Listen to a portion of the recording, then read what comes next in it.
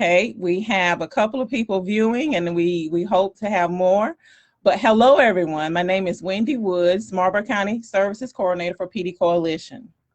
Welcome, because April is Sexual Assault Awareness Month. We wanted to kick off our Marlboro events with a voice from one of Marlboro's very own, who has proven to be a strong advocate for sexual assault survivors across the state and nationally. We are elated to have such a strong voice from a survivor and an advocate's perspective. I'm going to introduce to you Senator Mia McLeod, but before I do, I'm going to do a little bio of her. Mia S. McLeod was born and raised in Bennettsville, South Carolina, where she attended public schools with the support and guidance of her parents, a public school teacher and small business owner. She was able to get a quality education, something she believes every child deserves, regardless of where they happen to live. During college, she served as a page for then Representative David Beasley, who later became governor of South Carolina. This experience introduced her to the legislative process and South Carolina politics. After graduating, she worked in human resources at the South Carolina Chamber of Commerce before earning her Juris Doctorate at the University of South Carolina School of Law. Since then, Mia has worked through state government, advocating for important issues like public education, economic development, Medicaid expansion, pro-small business initiatives, tougher domestic violence laws, common sense gun reform, better race relations, and more diversity and inclusion. She is a strong voice working across party lines to achieve progress for the people of South Carolina. During the mid-90s, South Carolina was #1 in the nation for domestic violence homicides. Mia successfully launched a statewide initiative for former South Carolina Attorney General Charlie Condon that developed multidisciplinary protocols, curriculum, and training for law enforcement, solicitors, and judges when investigating, prosecuting, and adjudicating cases of violence against women. Mia later appointed by former Governor Jim Hodges to direct the State Office of Victim Assistance, and while serving was recognized by the National Crime Victim Compensation Program, creating satellite offices in rural, underserved counties to help broaden service outreach and access, ultimately easing the process for crime victims. Her innovative management practices brought national attention to South Carolina's Crime Victim Compensation Program, which began a model for other states. Prior to serving in the House, South Carolina House, Mia served on the South Carolina Chamber of Commerce Board of Directors and was an active participant on the Small Business, Education, Diversity, and Public Relations Committees. In 2010, Mia became the first woman to represent House District 79.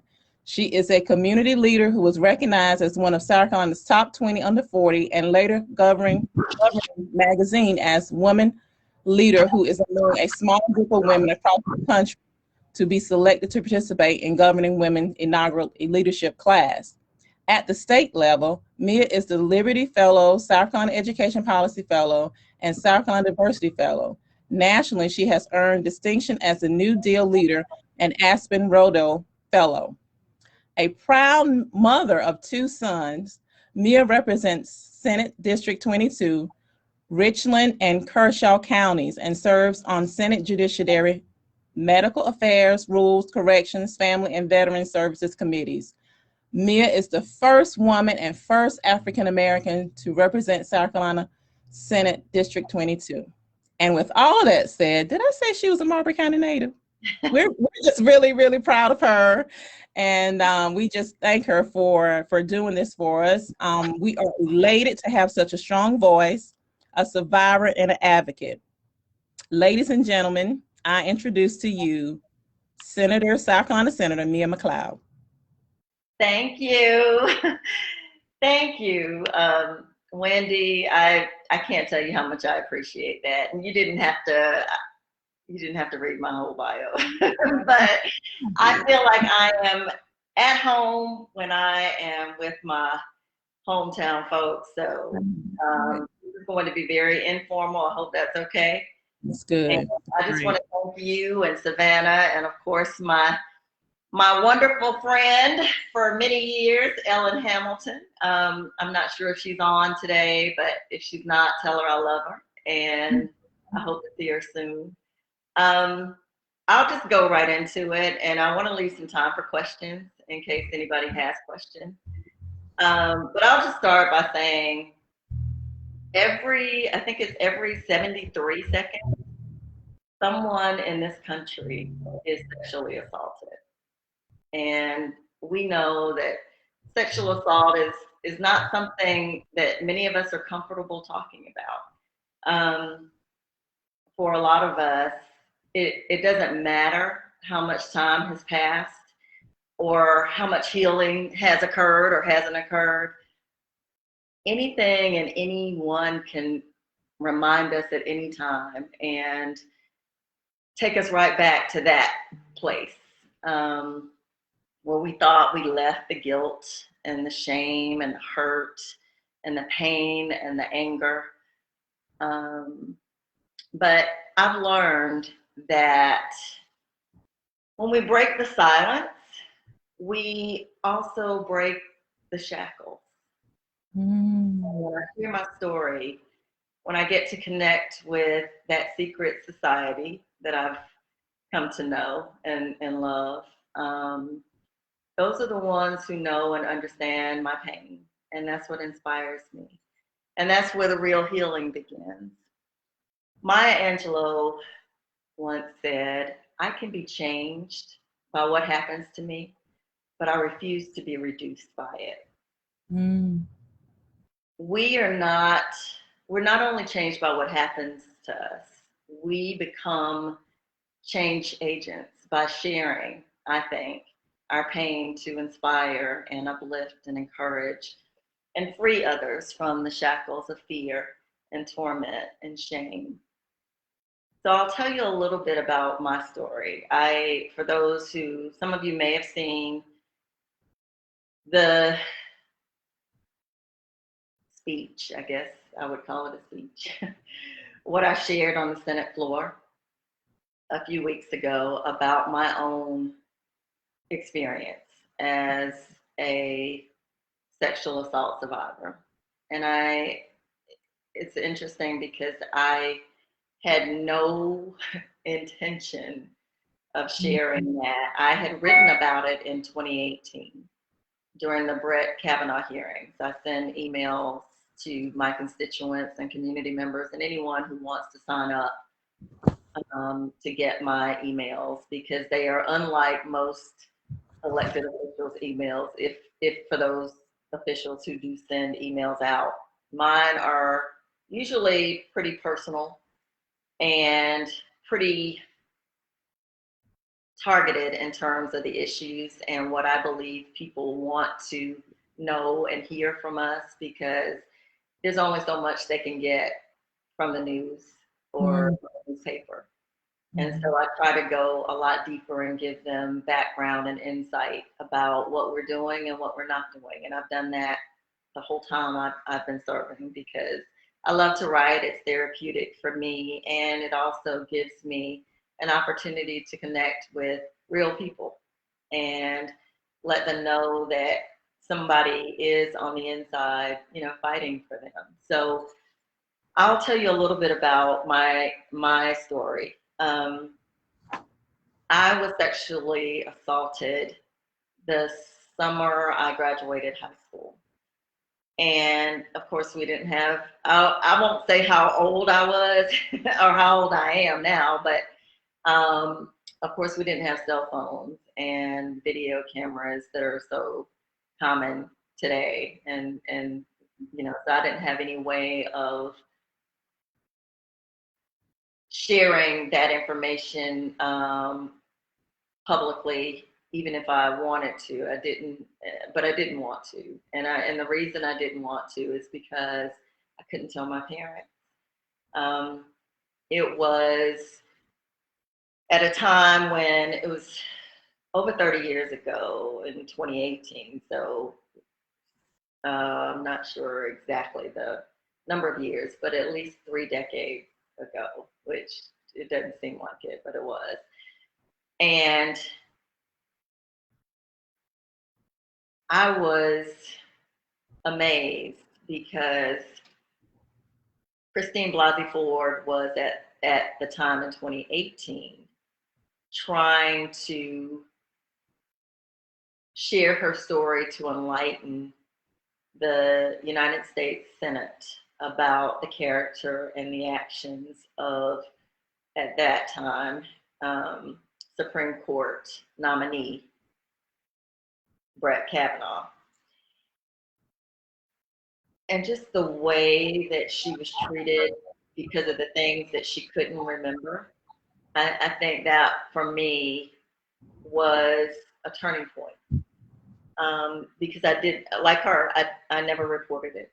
I never told my parents. I never told my sisters. I never told my brother. I never told my friends. I didn't tell anybody but God. Mm-hmm. And I knew, and I everybody had, you know, people have their own reasons for not disclosing that information, and they shouldn't have to. But the reason that I didn't was because my dad had finally allowed me to go on a date with this guy. And I knew my daddy, and I knew that he would have killed him, literally. And I was afraid to lose him in that way because, you know, I mean, in my young mind, I'm thinking, you know, I'd rather him not know and not go to jail for doing that. And so I just decided that would be something I would never share. But when we don't share, we internalize it, of course. It doesn't go away. It just gets, you know, it stays with us, and it resurfaces in different ways. So I think the point at which that memory and that experience resurfaced for me really was in 2018.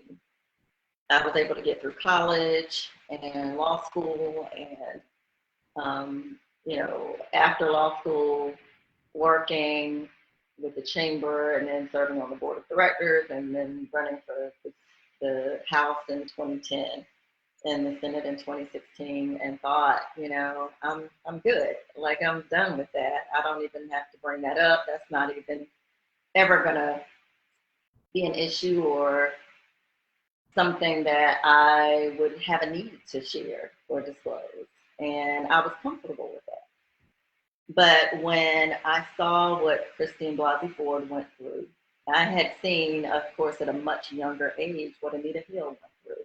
And I thought to myself, why would anybody ever want to put themselves through that? I mean, she was maligned and villainized in ways that were just unthinkable, even to me as a much younger person. I just thought, I knew it was wrong, but I couldn't really understand all of what I was seeing, and certainly couldn't digest it, even though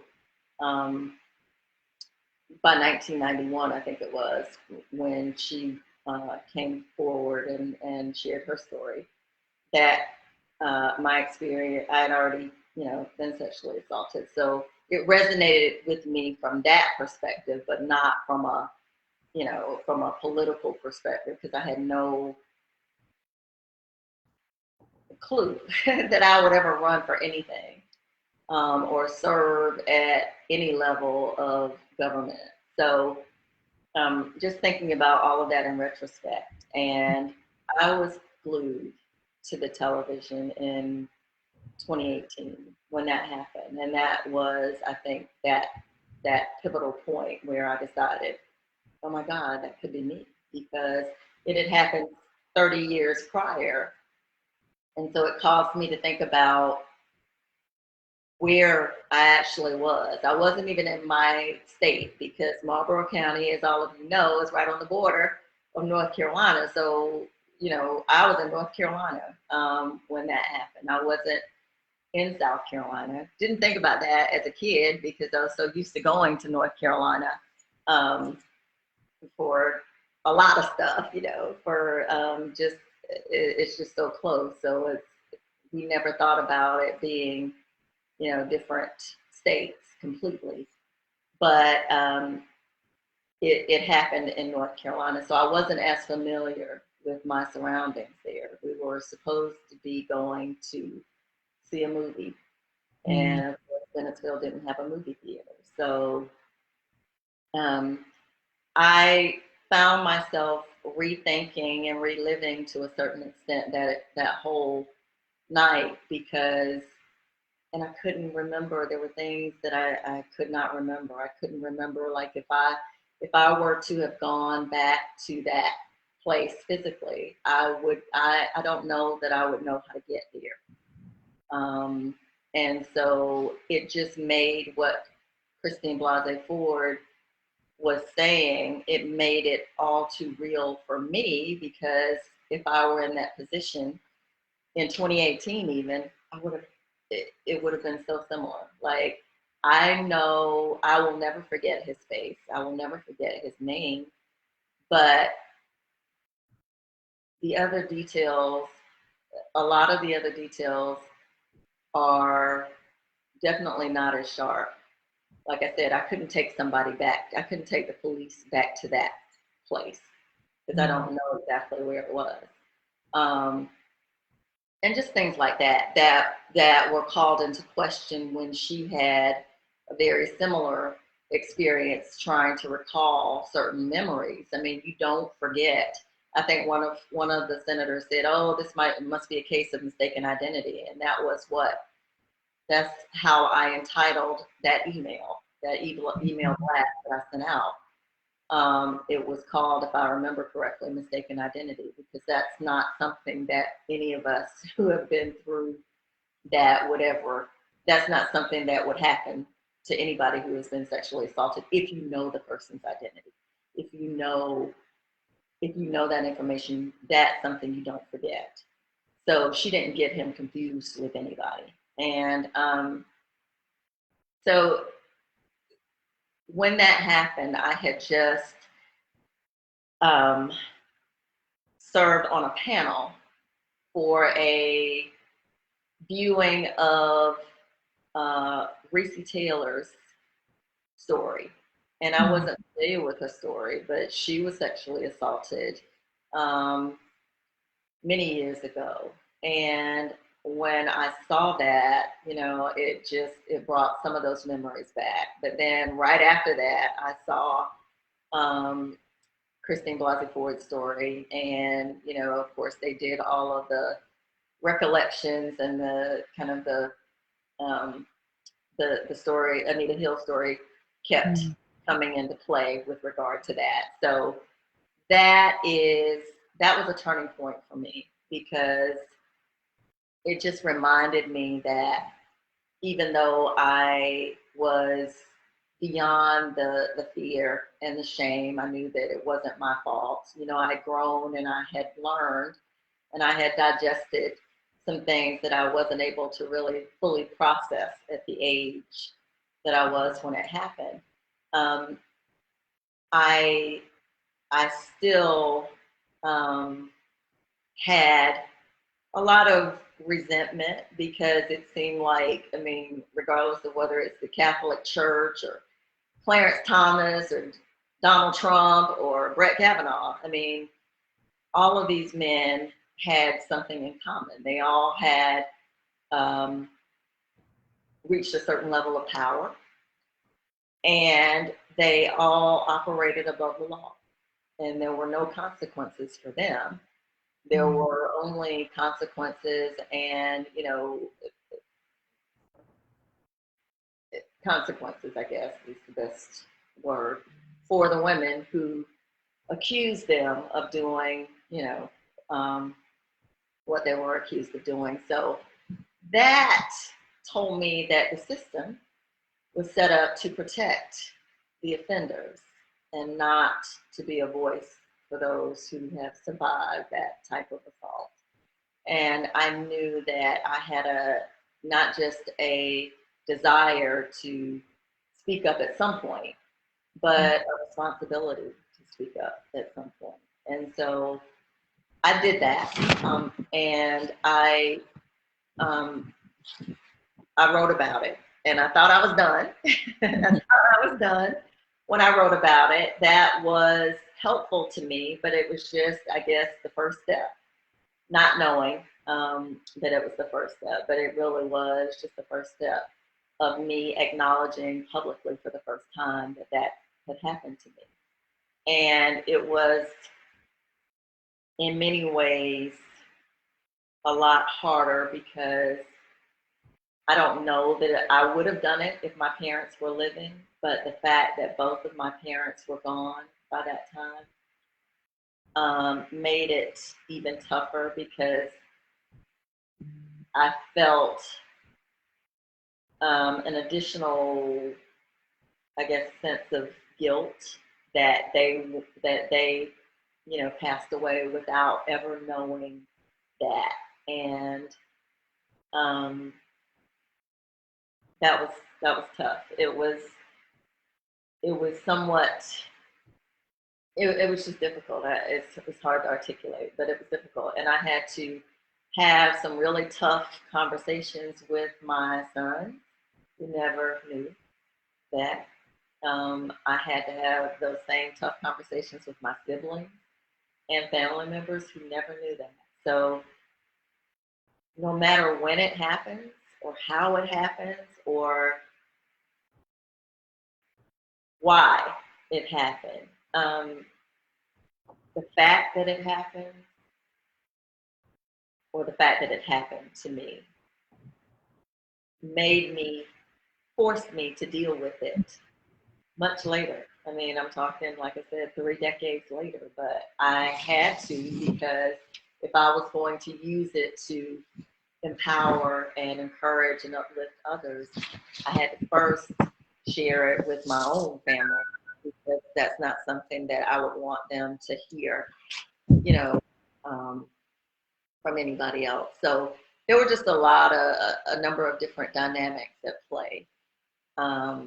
But I will fast forward to the fetal heartbeat bill because that is the most recent. And I decided that morning, well, let me give you a little bit of the background. We had been debating this bill. It was S1. It was Senate Bill 1, which was already problematic for me because S1 means in literally and figuratively that it was the Republican majority's #1 priority for this session. This is in the middle of a global pandemic when roughly 8,000 people had already lost their lives because of COVID-19. And when we pre-filed legislation for this year and introduced bills at the beginning of the year, that was the #1 bill that was introduced.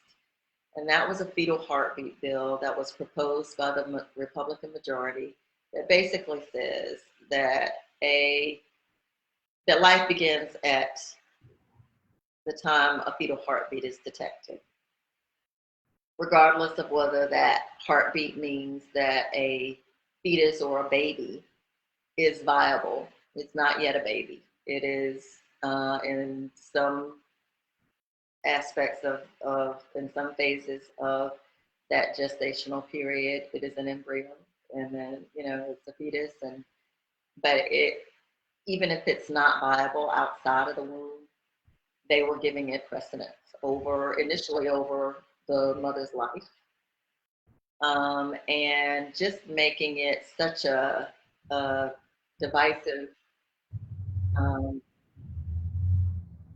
political issue, and it really isn't.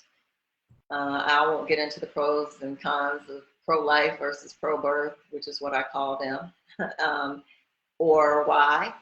But the second turning point for me was when there were two.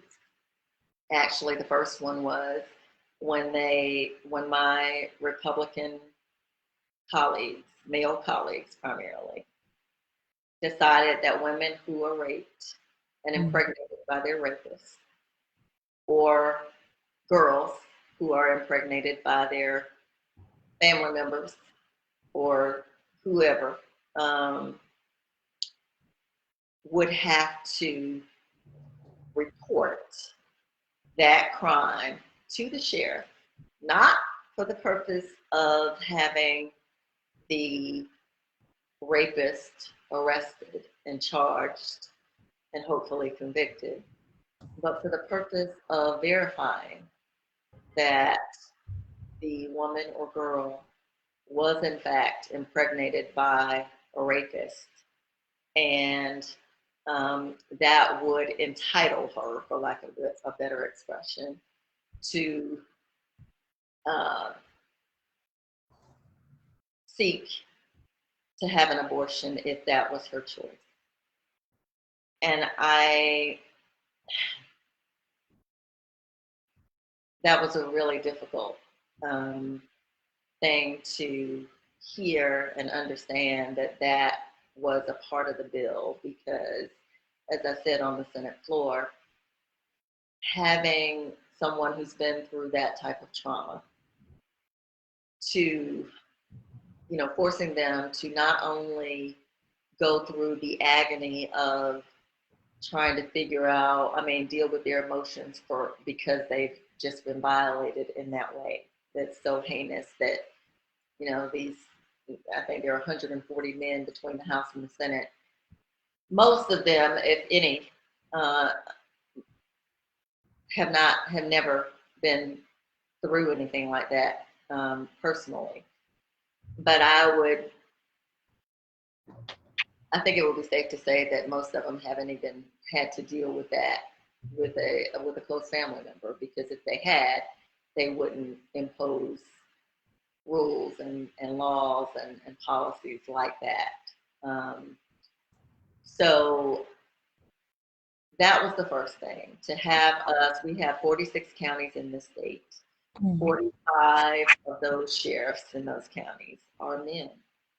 And so to force a woman or a girl who has just been traumatized to relive that trauma for a male sheriff or male sheriff's deputy, which is likely to be the case, that just spoke volumes to me about the level of just sheer dismissiveness and I don't even know what to call it. I don't even think they have the capacity to care. We talk about compassion and empathy, but you have to have the capacity to care, to have either of those. So I don't even think the baseline qualifications are there.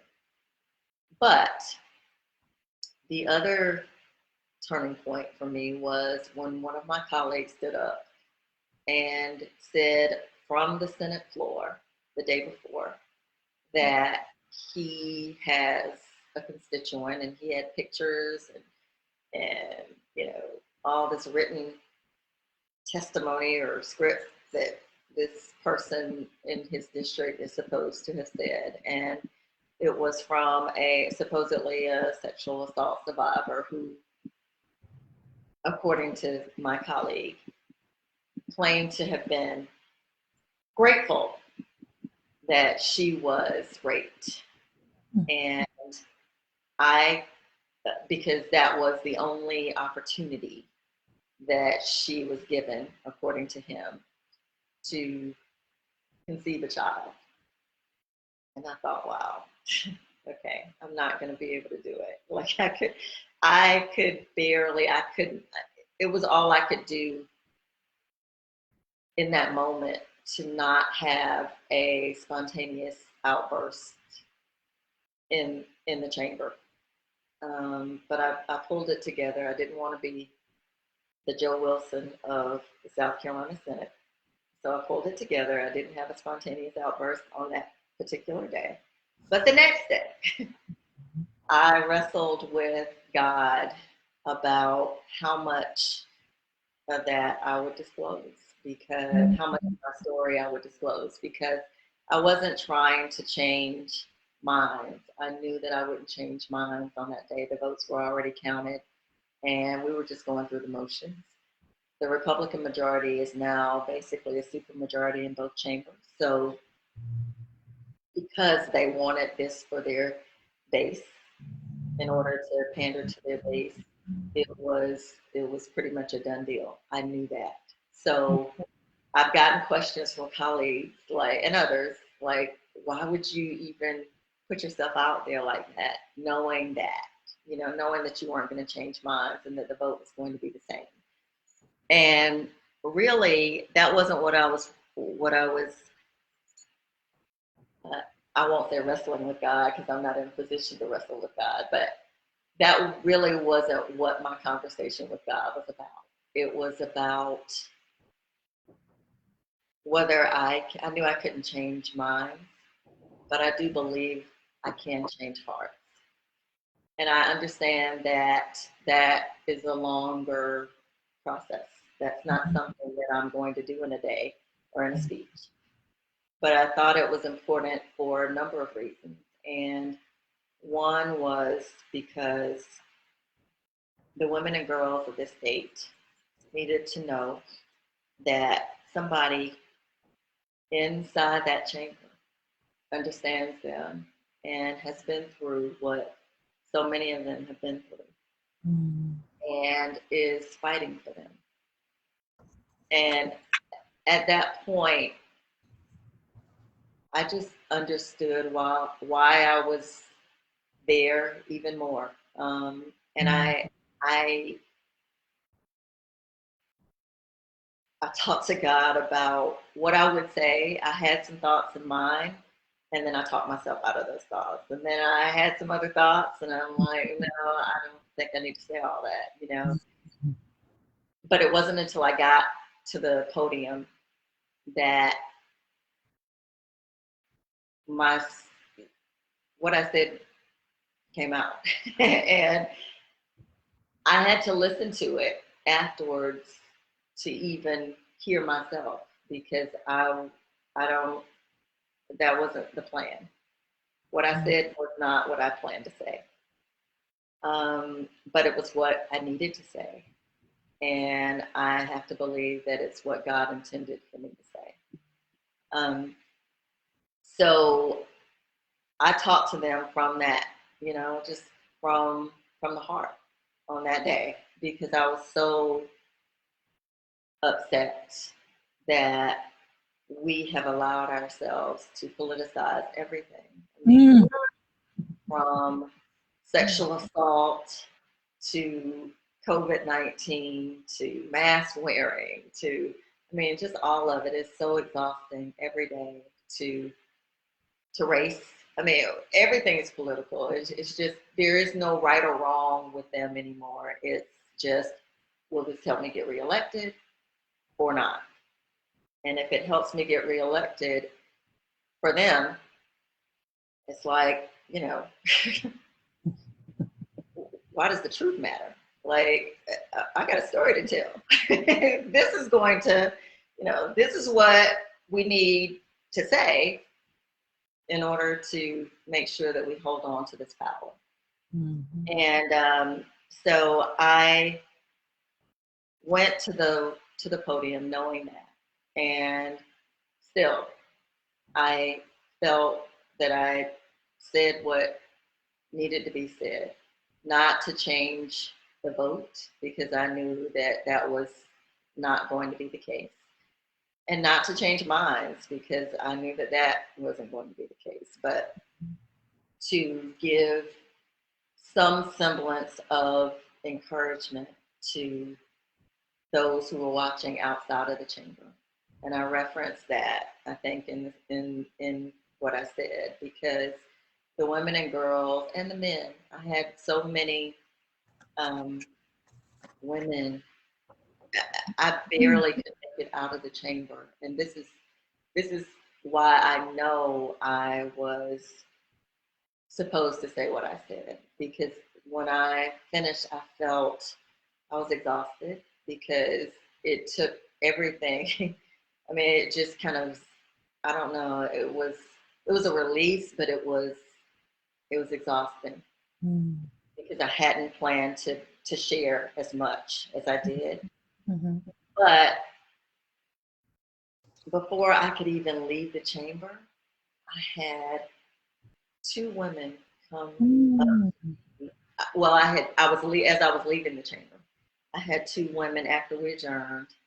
I had two different women, and they worked with us, both of them. And I had no idea that I was speaking for them, because that's not something that, we don't wear a badge that says, hey, I was sexually assaulted or me too on it. It just, that's not how we operate. We carry that with us, but it's not until somebody kind of awakens that in us that are able to reach out and connect.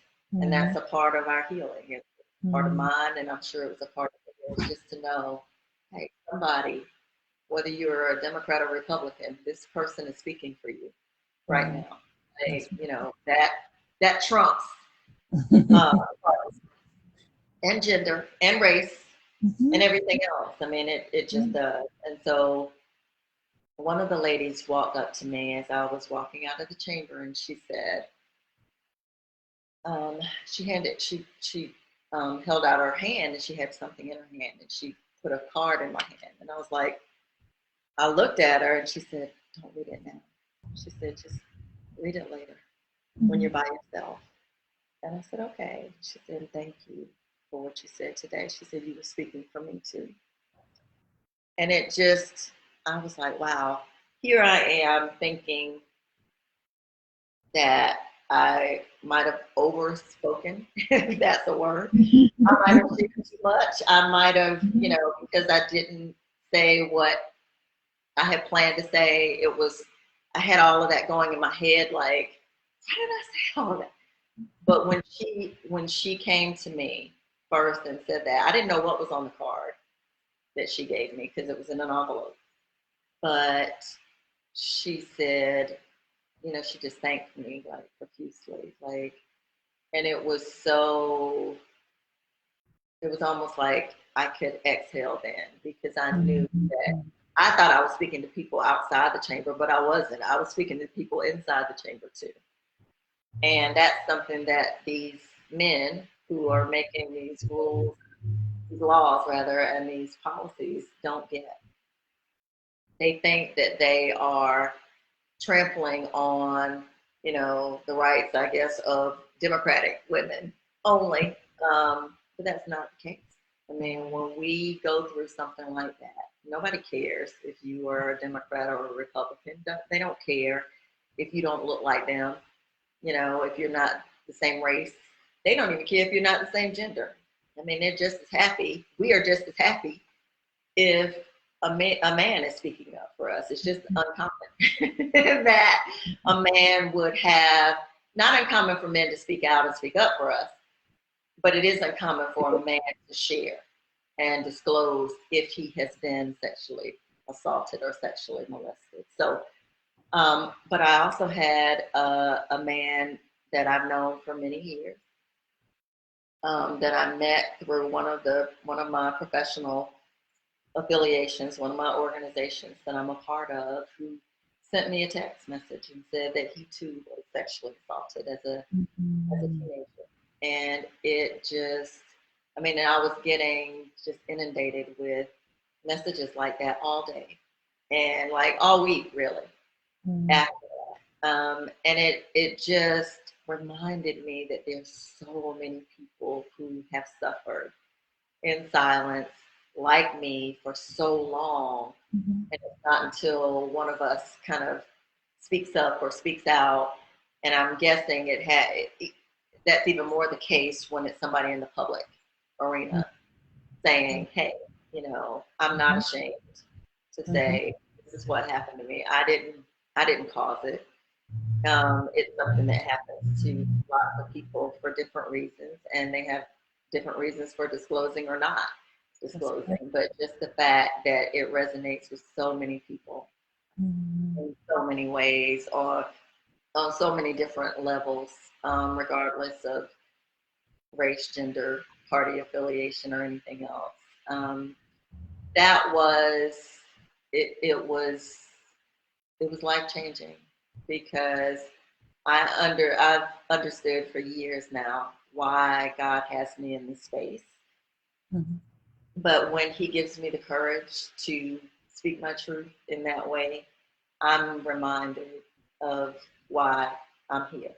You know, why He has me in this exact place at this exact moment in time.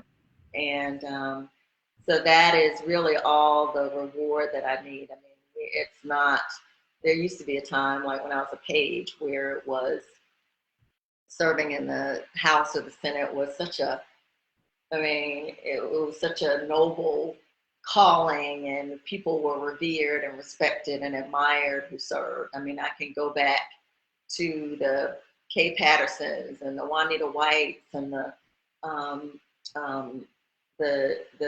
you know, all the folks who were there when I was a page in college that I looked up to, and Lucille Whippers, and you know, just people that who looked like me. But even then, when I was a page, I had no desire to serve. I mean, no desire to run for anything. It was just a job for me, but it did pique my curiosity about what they were doing. And I saw the fights. Most of them were for civil rights and for, you know, just racial justice and social and economic justice. And those were the fights, but they resonated with me because they were fighting the same fights that I had heard my parents talk about, that they fought during the civil rights movement. So there was a reason even for that. But now I am, you know, in it because I know that those fights, I mean, we're still here in 2021. We're still grappling with those same issues. So now I'm going to be somebody's, you know, Lucille Whipper or Juanita White or Elma Bird, or, you know, and I get that. But it is tough. But I know that is why I'm in this space, to advocate for those who can't speak for themselves and who don't have a voice. And some don't have representation.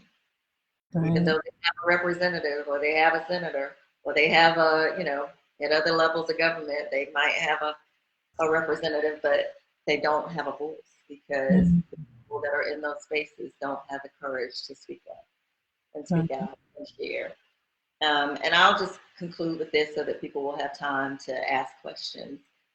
But Rosa Parks said that I'd like to be remembered as a person who wanted to be free and wanted other people to also be free. And I see myself as that person too. And I see us, and when I say us, I mean sexual assault survivors across the country, here in South Carolina and across the country. That's who we are. Wow. We are freedom fighters. Elected officials who are not politicians, but who are public servants. That's who we are. We're constantly fighting so that everybody can be free for whatever is shackling them. You know, that's who we are. So that's how I see myself, and that's why that quote just resonates with me. So because every time we break the shackles of silence as it relates to sexual assault or domestic violence or anything like that, every time we inspire others or encourage others or uplift others or advocate for others so that they can see themselves in us, we free ourselves and each other. Right. And that's what it's all about. Wow. Wow. Thank you. Thank you so much. Thank you so much for just being so vulnerable and telling us your story and telling us your story. I think about when you were saying freedom, um, the people that are watching now and the people that are be watching afterwards. It's my prayer and my hope that they will be freed from this conversation. You hear what I'm saying? Yeah. Just like I think it was Dr. Ford in the Kavanaugh hearing, you hearing that, it's like a domino effect. And I just pray that, whomever's watching now, whomever's going to see this afterwards is going to be freed as well. And we thank you so much for for just being so vulnerable and telling your story. It takes a lot, and we honor you. We honor you for doing so. I had a couple of questions, but you answered all of mine. You answered mine already. We had a couple of questions, but you answered mine. I'm just going to give a little quick, yeah, below if anyone want to ask a question for Senator Mia McLeod. We're just going to take a few minutes, just a few minutes to if you had any questions, anyone had any questions out there in Facebook land. Anyone have any questions? I don't see any just yet. And we just really appreciate your vulnerability and just showing us your heart and who you are. We really appreciate it. We have people saying, thanks for sharing your story. Thank you so much for sharing your story. And we have someone saying, our Ms. Short is saying, keep speaking your truth. Thank you for sharing your story. Let it continue to be a beacon of hope and light for all sexual assault survivors. We have Miss Carol Singletary. We are so proud of you, Mia. Always use your voice. So, like I said, today and afterwards, the key word for me is freedom. Freedom. Yeah. Freedom, real freedom, real true freedom. And before we go any further, on behalf of my supervisor, Ms. Martha McCall, the Director of Community Victim Services Outreach and Training, and the PD Coalition Executive Director, Ms. Ellen Hamilton, we want to say thank you, Senator, for speaking with your truth and being vulnerable and telling your story. We thank you for your time, work, and energy, and being a co-laborer in the PD Coalition's mission of reducing sexual assault. With this being said, I want to I'm going to introduce Ms. Elizabeth Cox. She's Marlboro County's Volunteer and Community Education Coordinator, and she's also the guru and the director and production person that set this Facebook Live up, because I didn't know much about this, but thank you, Elizabeth. But also, look, we're gonna be sending you some virtual flowers for doing this. So we thank you so much. We can't thank you enough. And again, it's really, it makes us feel full that that you took the time to do what you did today. Just being from Marlboro County and knowing the issues and the struggles that we have here. I think people don't realize the kinship and the friendships and just the camaraderie that we have here in Marlboro County. So just thank you so much. Thank you so much. I'm going to hand this over to Ms. Elizabeth Cox. Hey everyone. So as Wendy said, I'm the Volunteer and Community Education Coordinator. I just want to come on and again thank Ms. McLeod. You did such a great job, and just talk a little bit very quickly about our upcoming events. So April is Child Abuse Prevention Month and Sexual Assault Awareness Month. So we have a ton of stuff coming up. This was kind of one of our big Kickstarter events, but on the 24th of April, we're having a march for sexual assault awareness. So if anyone can come out and march with us and kind of help us bring awareness to Marlboro County for victims of sexual assault. And our other big event in April is we're doing a balloon release for child abuse prevention for Ayanna. So we would really like for anyone to kind of share her story. And if you would just like to get involved with PD Coalition, we're always taking volunteers or accepting in-kind donations or financial contributions. And if you're interested in learning more, you can contact me at ecox, so ECOX, at pdcoalition.org. And if you or someone you know is in need, you can call one of our crisis lines. We have one at 1-800-273-1820 or our local number of 1-843-669-4600. Again, we thank you. We thank you. We thank you. For having me. I always enjoy anything that I can do to help the PD Coalition. I will do. And I've told you that for years, of course. And I just appreciate what y'all do so much. I think the last time we collaborated, it was around my cousin Zelda's. My cousin Zelda was murdered here in Columbia as a result of domestic violence, and we had an event for her at my home church, Shiloh Baptist Church, and that was, I'm guessing, in 2017, maybe. I think it was 2017. Okay. But that was the last time, and that was an awesome event, even though the subject matter wasn't something that any of us ever thought we would be dealing with. But I know you guys deal with that every day. So whatever I can do to help Marlboro County be safer and stronger for everybody. Because my family is still there. And I love coming home. Hopefully now with vaccinations, we will all be able to reunite outside of Zoom. Right. So it'll be nice to be able to come back home and see folks that I haven't seen in so long. So thank you today. Awesome. Awesome. Again, we say thank you. And look, we're going to be sending some virtual flowers to you.